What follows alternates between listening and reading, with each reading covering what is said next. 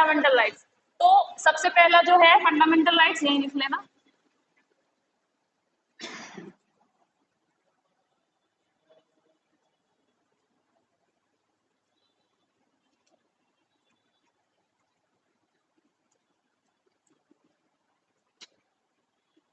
Part third में है, ठीक है, पार्ट थर्ड में है। और कौन कितने से कितने आर्टिकल है बेटा इसमें? नहीं नहीं, 15 नहीं, आर्टिकल 12 से 35 है।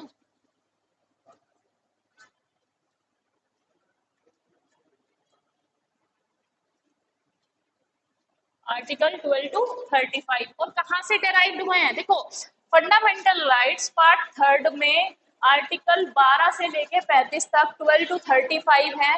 और कहाँ से डेराइव्ड है ये? यूएसए के बिल ऑफ राइट्स से। यूनाइटेड स्टेट्स ऑफ अमेरिका के कॉन्स्टिट्यूशन में जो बिल ऑफ राइट्स लिखा हुआ है, ये वहां से लिए गए हैं, बिल ऑफ राइट्स से। अब ये जो हमारे फंडामेंटल राइट्स हैं, ये बेटा जो यूएसए का कॉन्स्टिट्यूशन है उससे भी ज्यादा इलेबोरेट लिखे हुए हैं। अब और इसका एक और फीचर क्या है? ये कैसे है? जस्टिशिएबल।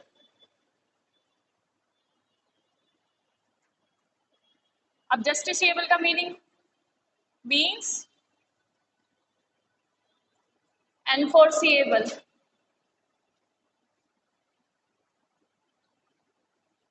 एनफोर्सिएबल बाय लॉ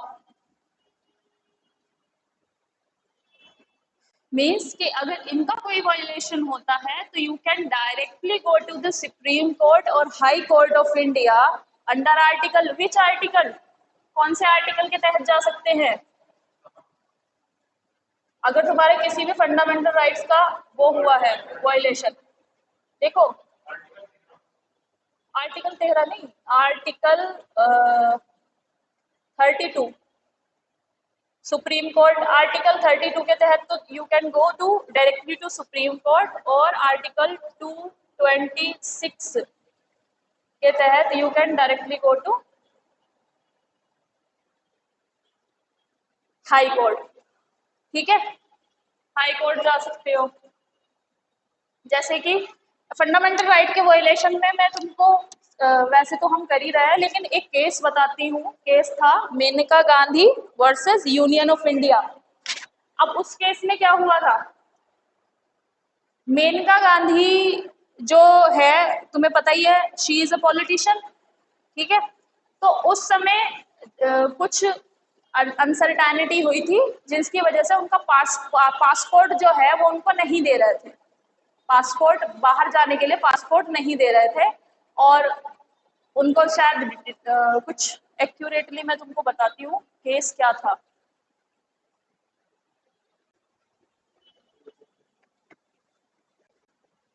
देखो केस में क्या था, एक पासपोर्ट अकॉर्डिंग टू एक पासपोर्ट एक्ट है, पासपोर्ट एक्ट है 1967 का। अब उस पासपोर्ट एक्ट के तहत मेनका गांधी को पासपोर्ट इशू किया गया था 1 जून 1967 में, 1976 में। लेकिन 2 जुलाई 1977 को एक ऑर्डर आया पासपोर्ट अथॉरिटी का ही, रीजनल पासपोर्ट ऑफिस से, कि अपना पासपोर्ट सबमिट कर दो। पासपोर्ट सबमिट करने का क्या मतलब था कि अब वो पासपोर्ट सबमिट कर देंगी तो she can't go outside India, ठीक है। तो इस आर्टिकल 32 के तहत मेनका गांधी ने केस फाइल किया सुप्रीम कोर्ट में और कहा कि ये जो है मेरा पासपोर्ट सबमिट करने की जो बात हुई है रीजनल पासपोर्ट ऑफिस से, ये डायरेक्ट मेरी लिबर्टी पर अटैक है। लिबर्टी मीन्स कि मैं पासपोर्ट क्यों सबमिट करूं विदाउट एनी ऑथेंटिक रीजन। उनको पासपोर्ट सबमिट करने के लिए कह दिया गया था। और इस वजह से जो मेनका गांधी और वर्सेस यूनियन ऑफ इंडिया है, उन्होंने सुप्रीम कोर्ट में एक लैंडमार्क जजमेंट दिया था।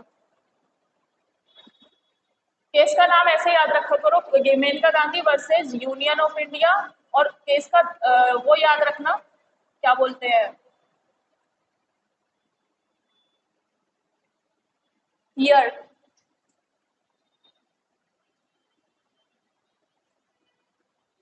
ईयर था इसका 1978।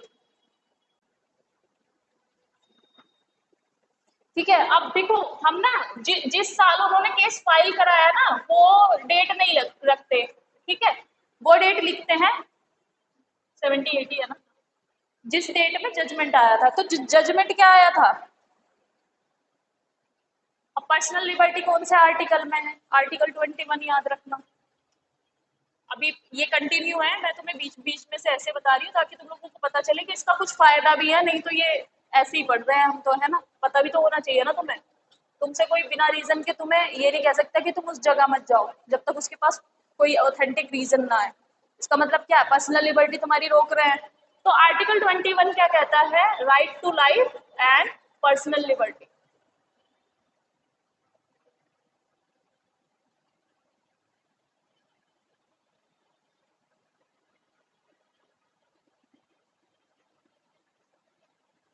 ठीक है, right to life and personal liberty.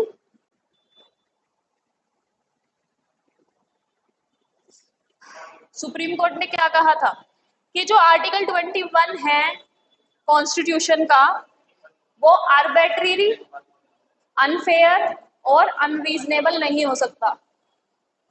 अगर फंडामेंटल राइट से कोई क्वेश्चन आता है तो केस तुम लिख सकते हो, केस लिख देते तो और अच्छे नंबर मिल जाएंगे। और ये चीज तुम उसके लिए भी याद रखो, ऐसा तो नहीं है कि तुम कभी जीवन में कभी यूपीपीसीएस नहीं दोगे, यूपीएससी नहीं दोगे।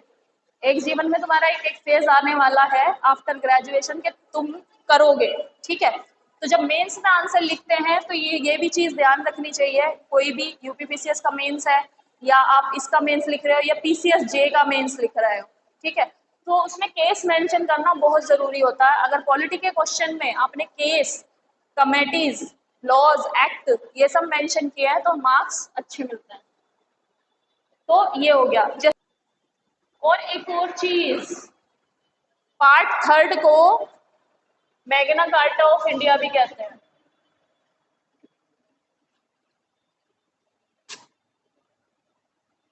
Magna carta of India, Indian constitution या मैग्ना कार्टा ऑफ इंडिया, ठीक है।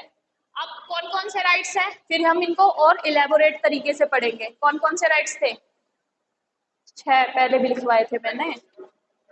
हाँ, राइट टू, कौन सा?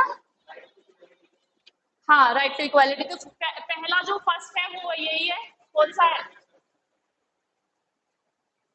देखो, स्टेट की डेफिनेशन दी गई है आर्टिकल 12 में, और आर्टिकल 13 में ये दिया गया है कि जो भी लॉज फंडामेंटल राइट्स के कंट्रास्ट में बनाए जाएंगे, मींस कोई भी ऐसा लॉ जो फंडामेंटल राइट्स को टेक अवे कर लेता है, मतलब अब्रिज करता है, तो वो law null and void declare कर दिए जाएंगे। Null and void means dead, उन लॉज का कुछ मतलब नहीं है। और ऐसा सुप्रीम कोर्ट ने कितने केसेस में किया है कि कोई भी लॉ ऐसा बना दिया जाता था जो फंडामेंटल राइट्स के साथ में कुछ छेड़छाड़ या भेदभाव हो रहा है तो वो नल एंड वॉइड।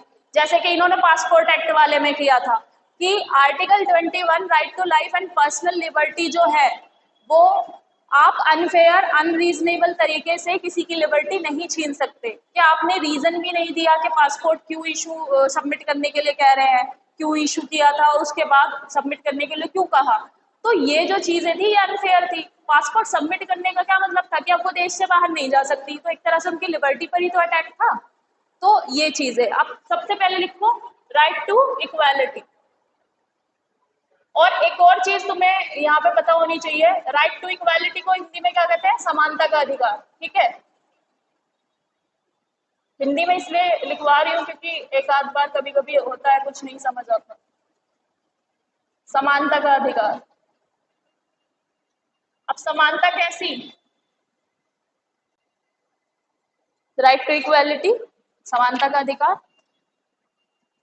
यानी कि all man are equal in the eye of law, कानून की नजर में सभी समान है, ठीक है। अब उसमें कुछ एक्सेप्शंस है वो हम बाद में डिस्कस करेंगे, लेकिन ये जो हमारा राइट है ये बहुत इलेबोरेट है। तो इसका आर्टिकल याद रखना 14 to 18, ठीक है। अब आता है सेकंड, कौन सा है? Right to freedom. Right to freedom तो इक्वालिटी में ही, हाँ ठीक है, अलग है। Right to freedom, right to freedom को हिंदी में क्या कहते हैं? स्वतंत्रता का अधिकार। और टोटल कितने राइट्स हैं बच्चों? कितने राइट्स हैं टोटल? 19 टू 22। तो टोटल कितने राइट है वैसे एज ए होल? नहीं, 6। देखो, राइट टू इक्वालिटी नहीं, इनके अंदर कितने हैं वो हमें काउंट नहीं करने, हमें ये ब्रॉड ब्रॉड काउंट करना है। Right to equality first, right to freedom second, right against exploitation third. कौन सा है? Right against exploitation. हाँ 6 है, पहले 7 थे। कौन सा हटा दिया गया? 31 हटा दिया गया है ना। राइट टू प्रॉपर्टी वो राइट नहीं हो सकता है ना, तो राइट टू या राइट अगेंस्ट एक्सप्लॉइटेशन। जो चाइल्ड लेबर वाला आज हमने पढ़ा है ना, वो इसी में ही आएगा, right against exploitation. Rights against exploitation 23 से 24, इसमें 2 ही राइट है, 23 और 24। पता क्या था? सर 10 बजे आ गए थे कल, कितने बजे आए थे?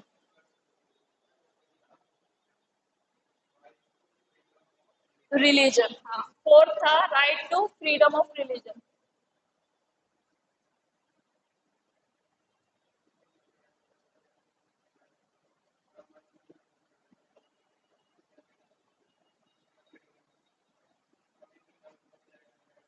ये कितना था? 25 से 28, 25 से 28। फिर आएगा 5th में कल्चरल एंड एजुकेशनल राइट्स। ठीक है, वही है। हाँ, कल्चरल और एजुकेशनल राइट्स। रिलीजियस को एजुकेशनल कर लेना, कल्चरल एंड रिलीजियस, वो शायद गलती से लिखा गया होगा। Cultural and educational rights. देखो, कल्चरल और एजुकेशनल राइट्स में एक तो right to education act add किया था। राइट टू एजुकेशन कौन से आर्टिकल में आया था? राइट टू एजुकेशन याद रखना बच्चा। नहीं नहीं, 21A बनाया था। 21A बनाया था, ये बाद में इंसर्ट किया था अमेंडमेंट के तहत। राइट टू एजुकेशन कि वो नहीं सुना तो तुमने सर्व शिक्षा अभियान वाला के 14 साल तक के बच्चे को स्कूल भेजना, मतलब एसेंशियल जो एजुकेशन कितने से 6 से 14 साल के बच्चे तक को नेसेसरी जो एजुकेशन है वो प्रोवाइड कराना है, ये राइट टू एजुकेशन में आता है। अब देखो, थे 7 तो तुम 6 ही लिखो, क्योंकि 7वां हम वैसे लिख रहे हैं, ये रिपील्ड है। कौन सा 7वां था? Right to property.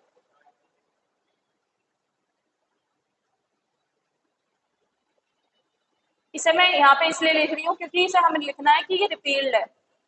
अब ये कैसा है? एक लीगल राइट है। और कौन से आर्टिकल में है ये एक लीगल राइट? 300A। 300A होगा, है ना? 300A। अब ये एक लीगल राइट है 300A के तहत। और अब आता है यहाँ पर कल्चरल और एजुकेशनल राइट्स कौन कौन से आर्टिकल में थे? 29 और 30।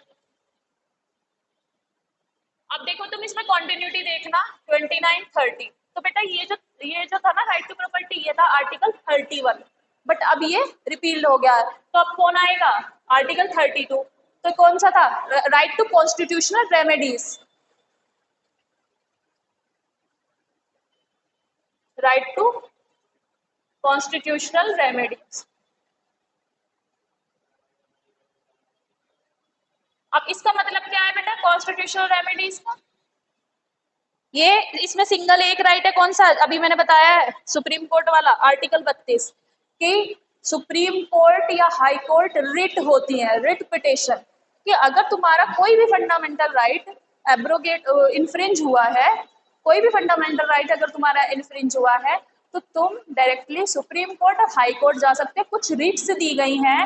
रिट्स पिटिशन कौन कौन सी? एक मेंडमस, एक प्रोहिबिशन, सर्टियोरी और को वारंटो, ये कुछ रिट्स दी गई हैं जिनको आप इशू करा सकते हैं और डायरेक्टली सुप्रीम कोर्ट में पिटिशन डाल सकते हैं। रिट पिटिशन पे सबसे पहले सुनवाई होती है, ये भी तुम्हें पता होना चाहिए कि रिट पिटिशन पे सबसे पहले सुनवाई होती है अगर कोई भी दायर रिट पिटिशन करता है। ठीक है, तो ये है। जैसे कि अगर तुम्हें मैं देखो उसका ही इज क्वाइट पॉपुलर, अगर तुमने नहीं सुना होगा, स्टैंड अप कॉमेडियन है मुनव्वर फारूकी, सुना हो कभी, देखा हो। मुनव्वर फारूकी एक स्टैंड अप कॉमेडियन है, मुनव्वर फारूकी, ठीक है, सिंगिंग वगैरह भी करता है वो। तो उसको उसका कॉमेडी शो हुआ था, वहां पर उसको अरेस्ट कर लिया गया था स्टेज पे से, इंदौर में, मध्य प्रदेश में। अब जब उसे अरेस्ट कर लिया गया था, ना तो कोई मतलब रीजन ऐसे नहीं थे कि वो अरेस्ट किया जा सके, उसने ऐसा क्राइम नहीं किया था, बस उस पर यह था कि उसने कुछ किसी कम्युनिटी के सेंटिमेंट हर्ट कर दिए हैं, कुछ उसने अगेंस्ट किया था किसी के गॉड के, लाइक इस तरह से उसने कहा था। बट उसको 37 डेज जेल में रहना पड़ा था, उसको बेल नहीं दी जा रही थी। अब ये तो उसके फंडामेंटल राइट्स के खिलाफ है कि पहली बात तो उसे बताया ही नहीं, रीजन ही नहीं था कोई उसका अरेस्ट करने का। तो वो फिर देन ही went to go to supreme court, और सुप्रीम कोर्ट में उसकी बेल के लिए अप्लाई किया गया था। सुप्रीम कोर्ट में उसी समय ये कहा गया था कि आर्बिट्रेरीली ऐसे अरेस्ट कोई भी पुलिस नहीं कर सकती, ठीक है, पुलिस इस तरह से अरेस्ट नहीं कर सकती कि आप बिना किसी ऑथेंटिक रीजन के किसी को अरेस्ट कर रहे हैं। और उसने क्राइम भी ऐसा नहीं किया था कि वो नॉन बिलेबल ऑफेंस है, ठीक है। तो बेटा नॉन बिलेबल जो ऑफेंस होते हैं उसमें तो बेल मिलती नहीं। उसने क्राइम क्या किया था, उसने तो एक शो किया था, उस शो में उसका कुछ फैब्रिकेटेड करके उसकी वीडियो दिखा दी थी, ठीक है, कि इसने ये चीजें कही हैं। अब उससे कुछ लोगों को बुरा लग गया, उसकी वजह से उसे अरेस्ट कर लिया गया। हम ये नहीं कह रहे कि उसने गलत नहीं किया था, वो अपने पार्ट पे गलत था, बट आर्बिट्रेरी किसी को अरेस्ट ऐसे ही नहीं किया जा सकता, ठीक है। सुप्रीम कोर्ट ने क्या कहा था, फिर वही आर्टिकल 21 की बात आती है कि right to life and personal liberty, authentic reason आप दोगे। और अभी वो केस चल रहा है, पर बेल पे है वो, बट केस अभी चल रहा है। तो ये चीजें तुम लाइव एग्जांपल भी याद रखा करो रिपिटेशन के। और ये और गर्व तुम्हारे लिए इन्हीं सब चीजों का तुम्हें उल्टा करना, मतलब लिखना है। कैसे कि अब डीपीएसपी आएगा तो कौन से है, पार्ट 4 में आर्टिकल अगर आते हैं तो, क्योंकि ये 35 पे खत्म हो रहा है, तो क्या शुरू होएगा, 36 से लेके 50 51 तक, 51 तक, ठीक है। अब कहाँ से लिए गए हैं, किसके कॉन्स्टिट्यूशन लिए गए हैं डीपीएसपी, आयरलैंड के directive principle of state policy, Ireland के कॉन्स्टिट्यूशन से लिए गए हैं। और वो नॉन जस्टिसिएबल के आगे क्या लगा दोगे, नॉन जस्टिसिएबल, मतलब अगर उनका इन्फोर्समेंट नहीं भी होता है तो कोर्ट जरूरी नहीं है, बाइंडिंग नहीं है लॉ पर, ठीक है। ऐसे करके आंसर लिखाना आज, ठीक है।